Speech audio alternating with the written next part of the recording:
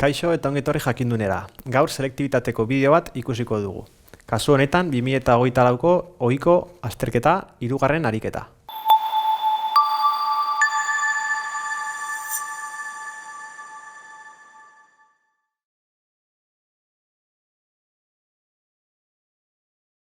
Kasu honetan esaten digutena beirazko xafla bat dugula, 30 zentimetrokoa, eta argizpi batek 55 graduko eraso angelua egiten dio.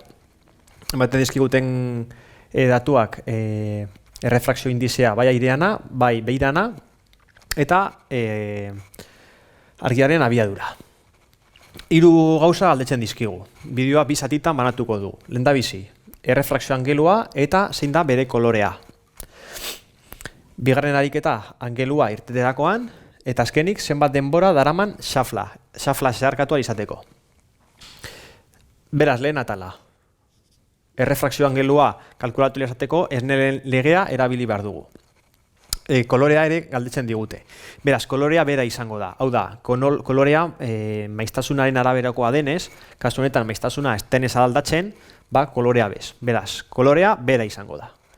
Esnelek zer esaten dau. N bat bider den. Bere angelua berdin. NB bider bere angelua. Eskatzen digutena da alfa bi, bere refrakzio angelua irteterakoa. Beraz, N bat bider seno 55 bider NB 1,3 beirana da, barkatu, gaizki jarri dut, 1,3 berdin 1,3 seno alfa bi. Beraz, seno kalkulatzeko arko seno honenak egin barko genuke,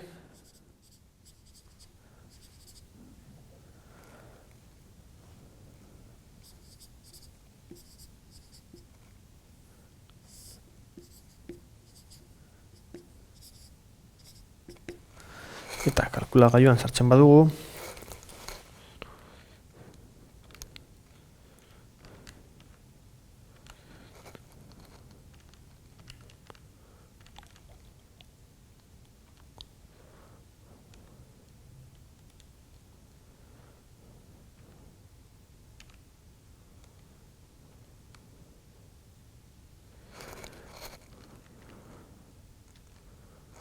ikusiko genuke errefrakzio angelua 32,85 gradukoa dela.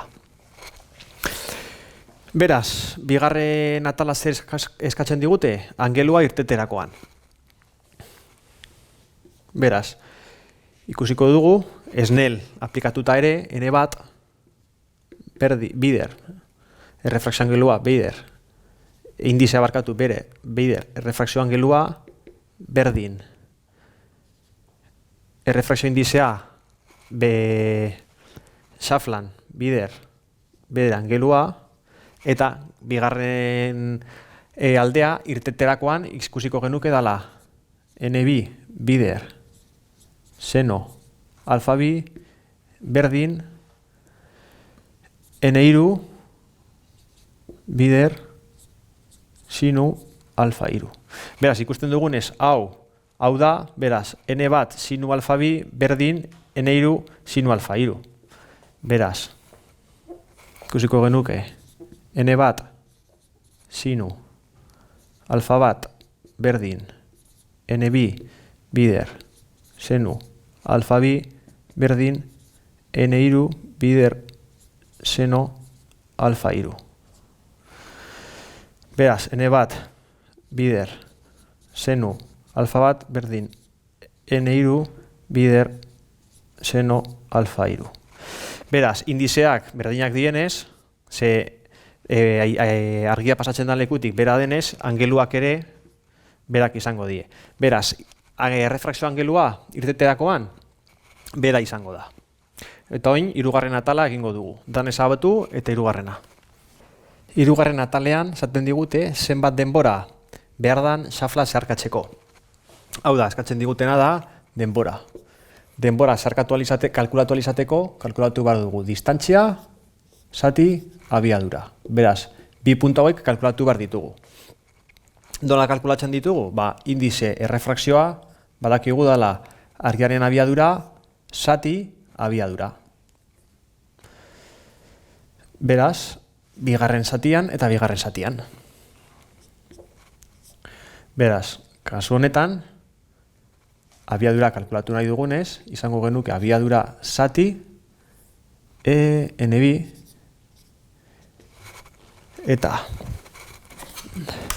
datu horiek kalkulagailuan sartzen baditugu,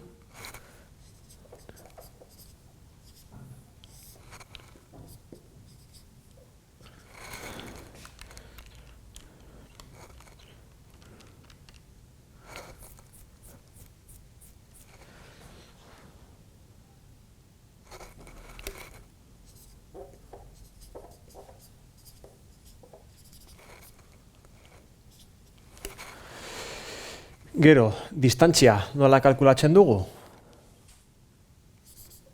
Nola kalkulatuko genuke distantzia? Distantzia kalkulatu alizateko, badakigu koseno alfa bi berdin distantzia zaflana, 30 zentimetro, zati distantzia. Beraz, izango genuke distantzia nahi duguna da, distantzia berdin.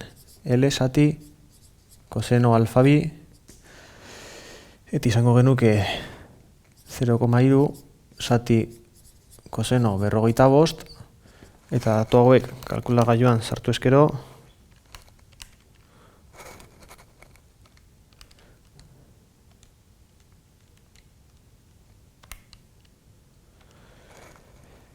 ikusiko dugu distantzia 0,35koa dala. Beraz, datu hauek hartu itzakegu, distantzia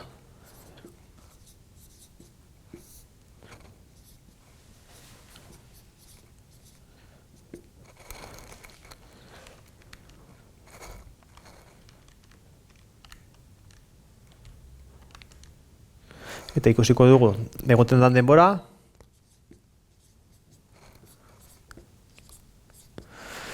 bat koma berrogeita hamabi bider hamar ber minus bederatzi segundokoa dala.